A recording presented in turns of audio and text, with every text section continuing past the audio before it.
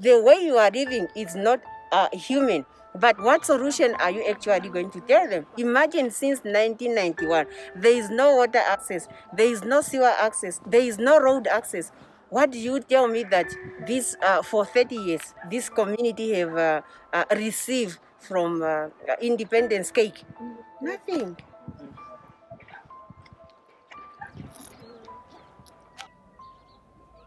So this mountain simply means it's a toilet. So everyone knows it as a toilet, and it's because of the situation. It's the only open space. So even though they are making the business in the house, they still have to bring it here because it's a toilet. It's the only option community has as a toilet. Children are playing there or at the mountain there are a lot of human shit, and then like that hepatitis A is spreading. A lot of mothers are now taking their children to the hospital like in a month 3 to 4 times. I really feel bad, like personally it's not a good thing. It's like we are not living as human beings. They only come here from 6 o'clock in the morning to 7 in the evening. After that, it's no longer safe.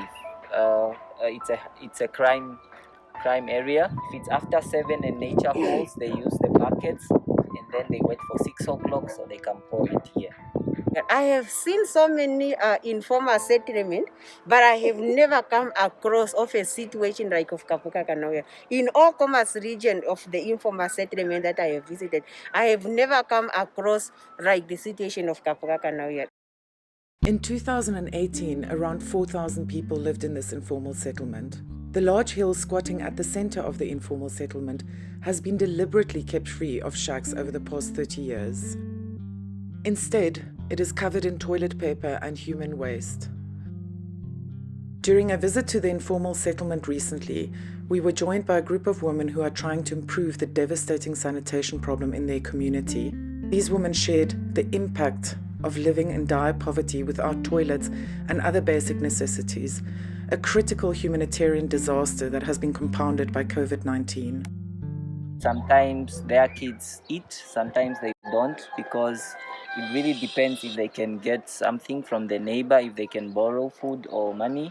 Because even though they take their products to where they used to sell them, people are not buying and the products are just in their house getting spoiled. It's very difficult for someone who lives in Kapuka to stay in the house.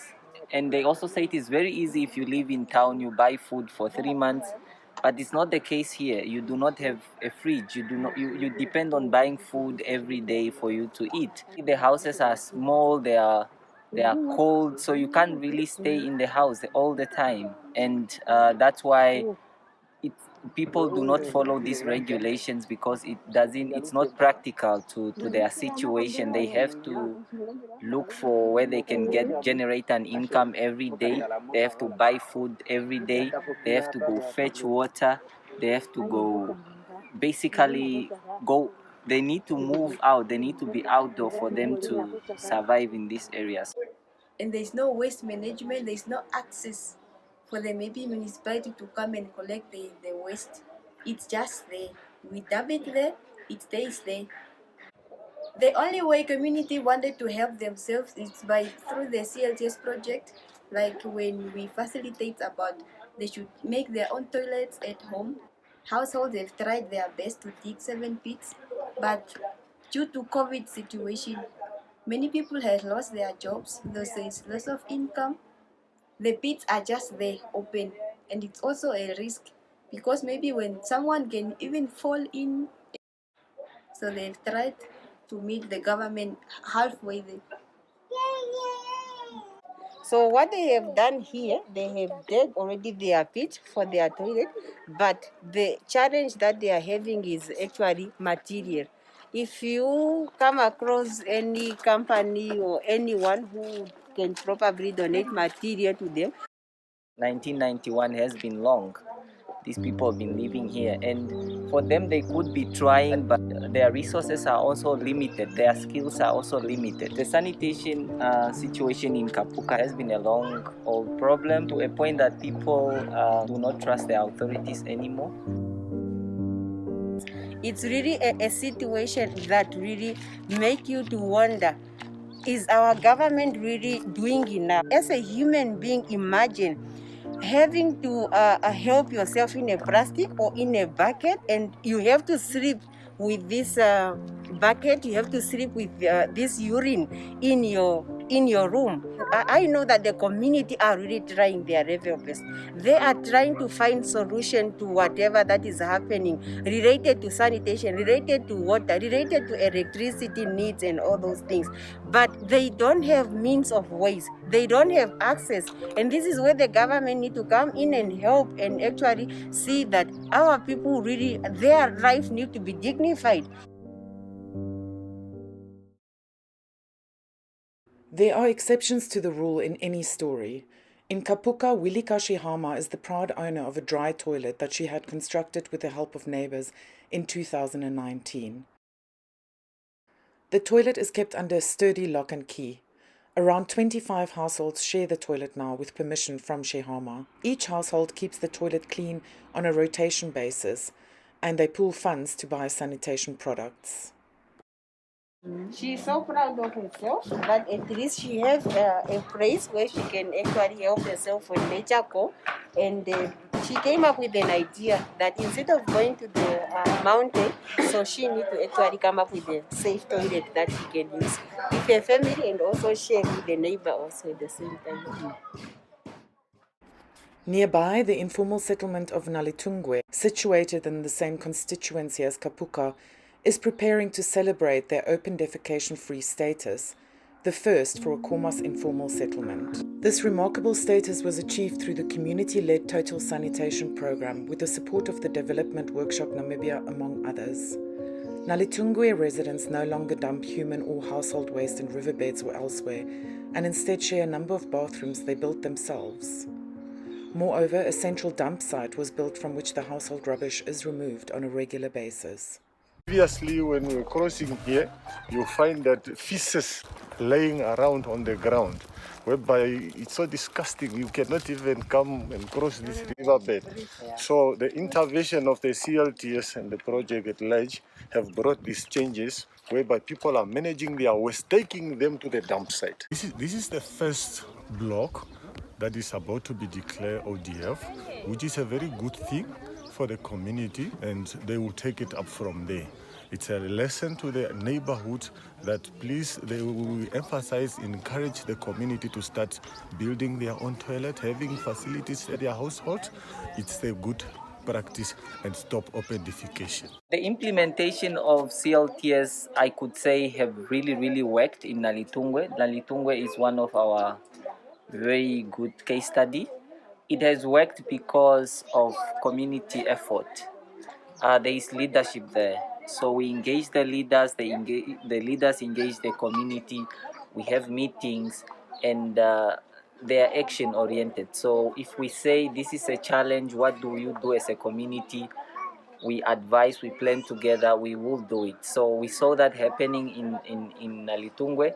And one amazing thing is that teamwork. So people in Nalitungwe started helping each other. So they make sure that you have a toilet, I have a toilet. So it makes sense if all of us have access to a toilet for our kids to play safely in the riverbed. Trust also, the community needed to trust us that the information we are giving them is valuable, we care about them, and we're trying to help them help themselves out of the situation. Them also seeing the results, the positive result, the changes in the community, the hygiene, promotion, that also give them an encouragement to say, wow, this really works, and we are no longer like any other community, we are different now. So, and also the advantage is the space in Nalitungwe and compared to Kapuka. Houses are not congested in each other, so there is space, and people started utilizing that space to build toilets. Road access is not that perfect, it's bad. Community have even came together, put resources together, hired a truck to bring the sand and level the road. Now it's much better. So you can really just see that community in Nalitungwe is very strong at mobilizing each other, understanding what they need to do, and then doing it. The handful of toilets erected in Kapuka showcase individual innovation and persistence.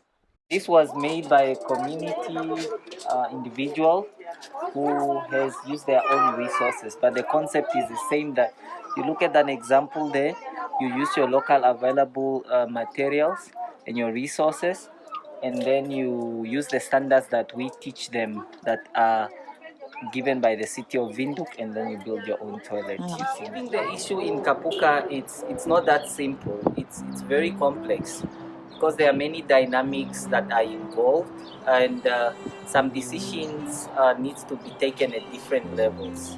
Yes, the community can do their part.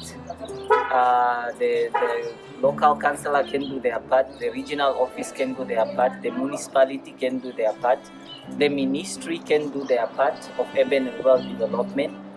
But the problem is too complex. We need high-level decisions, allocation of resources, different stakeholders to come and then finally solve this issue.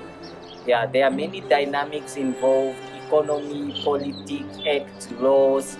So these things are complex to really solve. And there is a need for the authority in place to engage community, make them understand in this situation, these are the options we have.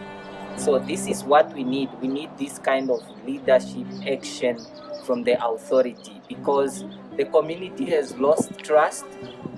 They do not believe any plan that is coming from anywhere could work, because the time has been so long where they've lived in such a similar situation, sanitation situation. And it's even generating more issues that are going to be complex and complicated to solve in the future.